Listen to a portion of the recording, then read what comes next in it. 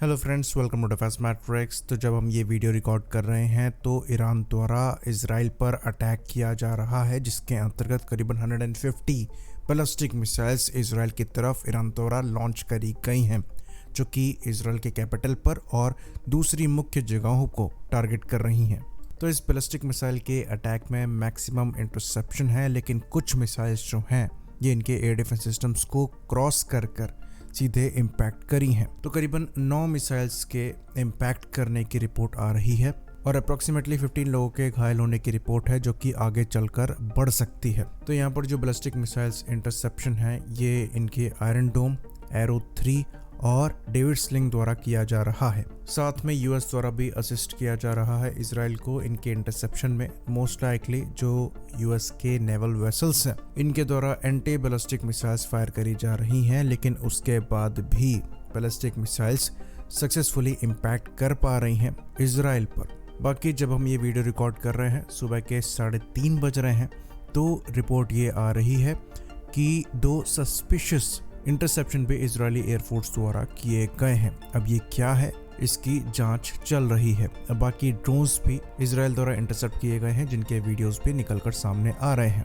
तो ये जो बैलिस्टिक मिसाइल्स ईरान द्वारा लॉन्च करी गई हैं ये मीडियम रेंज की बैलिस्टिक मिसाइल्स हैं और ईरान और इजराइल के बीच में जो डिस्टेंस है ये अप्रॉक्सीमेटली 15 से 1600 किलोमीटर्स का है। तो जो बैलिस्टिक मिसाइल्स यहाँ पर लॉन्च करी गई हैं ये डेफिनेटली इस रेंज के ऊपर की होंगी। तो मोस्ट लाइकली यहाँ पर जो मिसाइल है ये खुर्रमशार हो सकती हैं, जो कि 2000 किलोमीटर की रेंज में स्ट्राइक करने में सक्षम है। करीबन 19.5 टन के अराउंड का इनका वेट है और लिक्विड फ्यूल्ड पावर्ड है। वहीं पर दूसरी जो मिसाइल है ये खैबर हो सकती है, जो अगेन 2000 किलोमीटर की रेंज के साथ आती है और यहाँ पर रेंज एक्सटेंड करके 4000 किलोमीटर किया जा सकता है। बाकी इनकी फजर 3 मिसाइल भी इतनी रेंज के साथ आती है और लिक्विड फ्यूल्ड पावर्ड ही है। फिर पुरानी बैलिस्टिक मिसाइल से जैसे कि अशोरा मिसाइल हो गई, फिर इमाद हो गई जो कि डेरिवेटिव है शहाब 3 का। शहाब 3 करीबन 1000 किलोमीटर की रेंज में स्ट्राइक कर सकती हैं और जो इमाद है ये अप्रॉक्सीमेटली 1700 किलोमीटर में स्ट्राइक कर सकती हैं। तो इस मिसाइल के यूज़ होने के ज़्यादा चांसेस यहाँ पर नज़र आ रहे हैं। बाकी फतह 1 के भी चांसेस यहाँ पर है। पहले भी ये मिसाइल इस्तेमाल करी गई थी, तो मोस्ट लाइकली ये दोबारा करी जा सकती हैं। वहीं पर एक गदर 110 भी है, जो कि 1800 से 2000 किलोमीटर तक की मैक्सिमम रेंज के साथ आती हैं। तो ये सारी बैलिस्टिक मिसाइल्स हैं जो कि मोस्ट लाइकली इतने डिस्टेंस पर ईरान यूज़ कर सकता है। इसमें से फतह 1 और फजर 3 मिसाइल के चांसेस ज़्यादा नज़र आ रहे हैं। तो अब यहाँ पर सवाल ये उठता है कि क्या इजराइल का एयर डिफेंस सिस्टम, जो कि काफ़ी एडवांस माना जाता है, वो इजराइल को 100% प्रोटेक्शन नहीं प्रोवाइड करा पा रहा है और 150 में से करीबन 9 मिसाइल्स के इम्पैक्ट बताए जा रहे हैं। ये थोड़े ज़्यादा भी हो सकते हैं। तो ये बात हम आपको बता दें कि कोई भी air defence system full proof नहीं होता है। ये चीज़ हमने रशिया और यूक्रेन वॉर में भी देखा है। भले ही आपके एयर डिफेंस सिस्टम्स तैयार बैठे हों, पर सैचुरेशन अटैक के अगेंस्ट में इनकी इफेक्टिवनेस कम हो जाती है।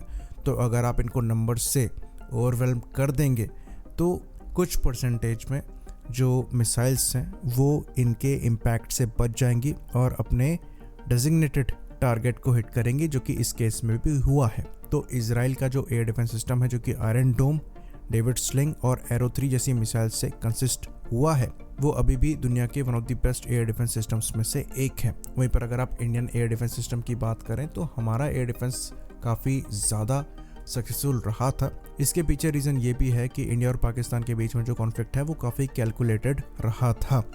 दोनों साइड ने कोशिश करी थी कि ज़्यादा बैलिस्टिक मिसाइल्स का इस्तेमाल ना हो। पाकिस्तान की साइड से कुछ बैलिस्टिक मिसाइल्स दागी भी गई थी, इंडिया ने ज़्यादातर क्रूज मिसाइल्स का इस्तेमाल किया था। तो कितना भी एडवांस एयर डिफेंस सिस्टम हो, अगर आप उसे नंबर से ओवरवेल्म कर देंगे तो वो काम नहीं कर पाएगा। तो इजराइल पर इम्पैक्ट ज़रूर हुआ है, पर कोई बहुत सिग्निफिकेंट डैमेज यहाँ पर नहीं बताई जा रही है। जिस तरीके की डैमेज इजराइल द्वारा इन्फ्लिक्ट करी गई थी, जहाँ पर ईरान की टॉप मिलिट्री लीडरशिप को टारगेट किया गया था, इनके टॉप न्यूक्लियर साइंटिस्ट को टारगेट किया गया था, उस तरीके का डैमेज इजराइल ने फेस नहीं किया है। और अब इजराइल का जो रिटेलिएशन है वो चल रहा है, जिसके अंतर्गत जब हम ये वीडियो रिकॉर्ड कर रहे हैं तो मल्टीपल एक्सप्लोजन्स ईरान में बताए जा रहे हैं। बाकी इजरायली नेवी और इजरायली एयरफोर्स द्वारा भी कई ड्रोन्स को टारगेट किया गया है, उन्हें इंटरसेप्ट किया गया है, जिसके वीडियो फुटेजेस भी इजरायली मिलिट्री द्वारा रिलीज करे जा रहे हैं। तो ईरान के कंपैरिजन में इजराइल का जो डिफेंस है वो सिग्निफिकेंटली काफ़ी अच्छा रहा है। और ईरान की जहाँ तक बात करें तो उनका एयर डिफेंस कुछ खास लग नहीं रहा है। करीबन 2 एयरक्राफ्ट को शूट करने की बात वो कह रहे हैं और ये भी कहा जा रहा है कि पायलट भी उन्होंने कैप्चर किया है, पर अभी तक पब्लिकली उसको कबूला नहीं गया है। कुछ थर्ड सोर्सेज से ही ये रिपोर्ट्स आ रही हैं। साथ में कुछ वीडियो फुटेजेस भी थी जहाँ पर क्लियरली देखा जा सकता था कि इजराइल के जो ड्रोन्स हैं वो फ्रीली ईरान के एयर स्पेस में ऑपरेट कर रहे थे। तो वीक एयरफोर्स और एयर डिफेंस का नुकसान ईरान को हो रहा है। ऑल्दो इनकी बैलिस्टिक मिसाइल और ड्रोन्स की कैपेबिलिटी काफ़ी सिग्निफिकेंट है, पर ये ऑफेंसिव रोल के लिए है। डिफेंसिव रोल में ये मात खा रहे हैं और इजराइल के अटैक का फिलहाल इनके पास कोई जवाब दिखता नज़र नहीं आ रहा है। आई होप इन्फॉर्मेशन यहाँ पर क्लियर रही हो। इसी बात पर इस वीडियो को हम ख़त्म करेंगे। लाइक करिए, सब्सक्राइब करिए। जय हिंद।